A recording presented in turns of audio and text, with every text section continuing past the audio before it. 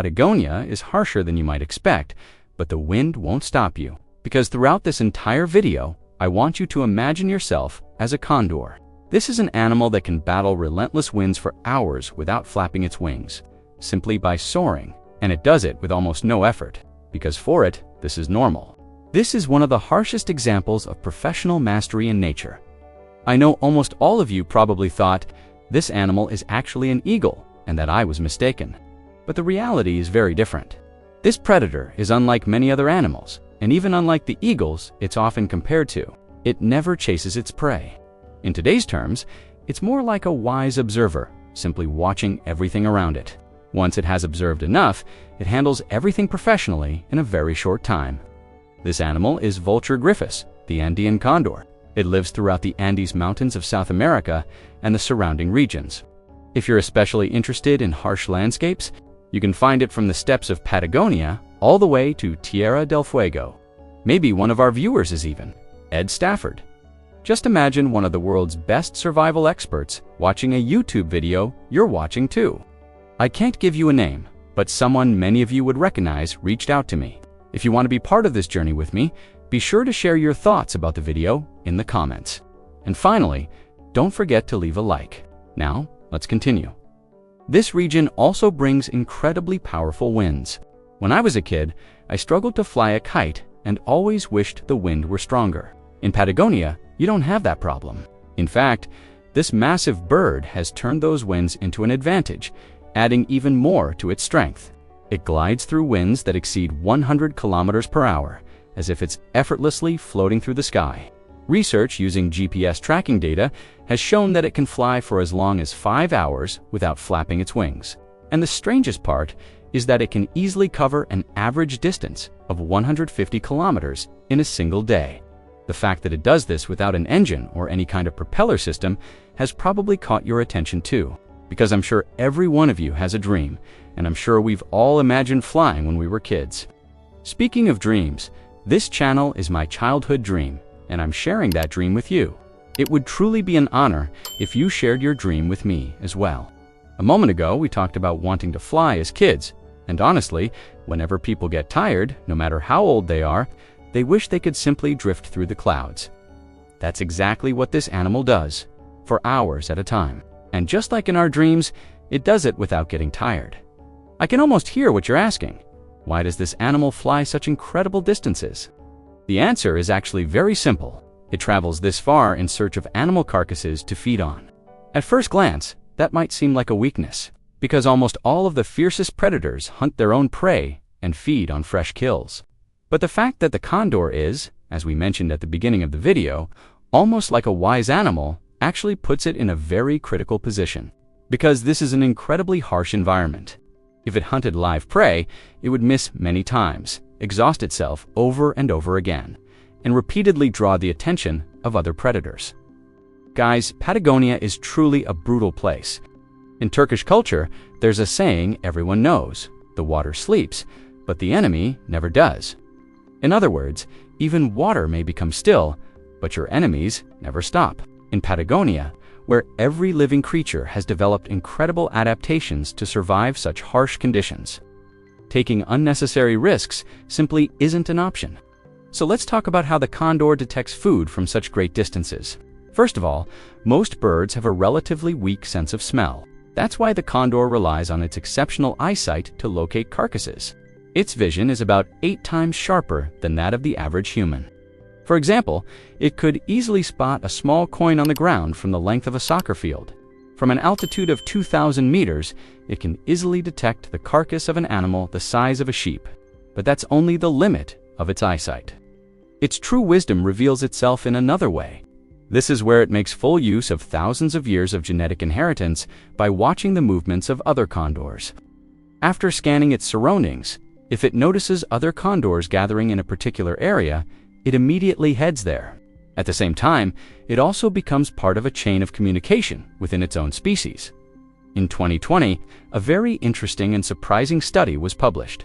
Research in the Proceedings of the National Academy of Sciences examined the condor's capacity for social learning. The results genuinely surprised me while I was researching this topic. Just as we humans learn many things by watching our families, These condors learn by following older individuals. They even learn the locations of carcasses and, almost like police officers investigating a case, they learn when and where they'll be able to find one. I know we've talked a lot about carcasses, but let's also discuss why this animal has no feathers on its head. The reason is simple, because it feeds by reaching deep inside carcasses. If its head were covered in feathers, bacteria would accumulate on those feathers, exposing it to infectious diseases. In fact, that alone could even cost it its life. Explaining the condor's hygiene defense system only by its featherless head would, in my opinion, be incomplete. This animal has incredibly powerful stomach acid. We've all heard of anthrax and cholera, and these bacteria can live in carcasses. They pose a very serious threat. The condor's gut microbiome contains bacteria that both fight these harmful microbes and help increase the nutritional value it gets from its food. Of course, we're explaining this in simple terms. But what really matters is understanding the system and the spirit of this animal. Once science understands that spirit, our endless curiosity allows us to study it more effectively. If this information has opened a door in your own mind as well, don't forget to share your thoughts with us in the comments. If we define strength only as physical muscle, then the strongest people in the world today would probably be bodybuilders. But strength sometimes needs to be defined more specifically. When we call this animal powerful, we're also considering what it accomplishes in Patagonia. Thanks to the biological system we just talked about, which allows it to consume carcasses without being affected, it plays a major role in preventing the spread of diseases like anthrax and cholera. So if that isn't a form of strength, what else could it be? After all, we humans have suffered enormously from pandemics, from the Middle Ages to viruses like COVID. From that perspective, this animal is truly like a precious jewel for Patagonia. Speaking of biology, let's take a look at another biological miracle. The condor can soar to altitudes of up to 1,500 meters. As you probably know, at these elevations the air is thinner, meaning there's less oxygen available. Because of this, many bird species are unable to fly at such heights.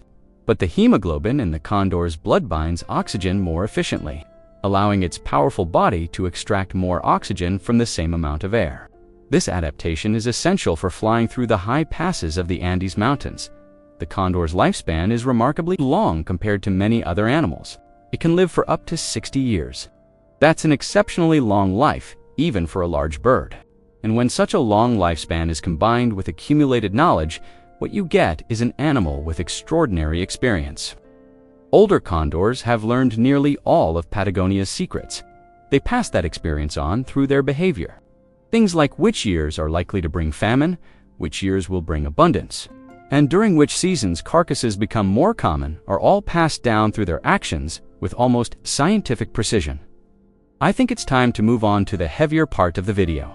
In this section, I want you to put yourself in their place, because if we fail to empathize, we may not continue to see animals like this in our world. In the 19th century, European farmers who arrived in South America viewed the condor as an enemy. Believing that it hunted healthy livestock, they effectively declared war on it. Some poisoned them, while others destroyed their nests. By the middle of the 20th century, the total population of the Andean Condor had declined to only a few hundred individuals. In 1973, the California condor in the United States was on the verge of extinction. By 1987, when every remaining individual had been captured, the population had dropped to just 27 birds. I can almost hear you wondering why they were captured. This time, they were captured to save the species, and the program truly worked. The California condors were well cared for, and successful breeding programs were carefully carried out. Then, in 1992, they were released back into the wild. Today, their population is estimated to have grown to around 500 individuals. This can truly be seen as the return of a species that was almost lost forever. I know this video may not have featured the intense predator battles some of you were expecting, but I'm certain we've all experienced that strength can have many different meanings. The animal kingdom is like an endless ocean, and learning about it is like setting sail across a beautiful sea. If you're with me on this journey, I'd truly appreciate your support. If you enjoyed this video, subscribe to become part of the Faunophile family. And don't forget to leave a like. Take care of yourself, and who knows, our next file may take us to a completely different ocean.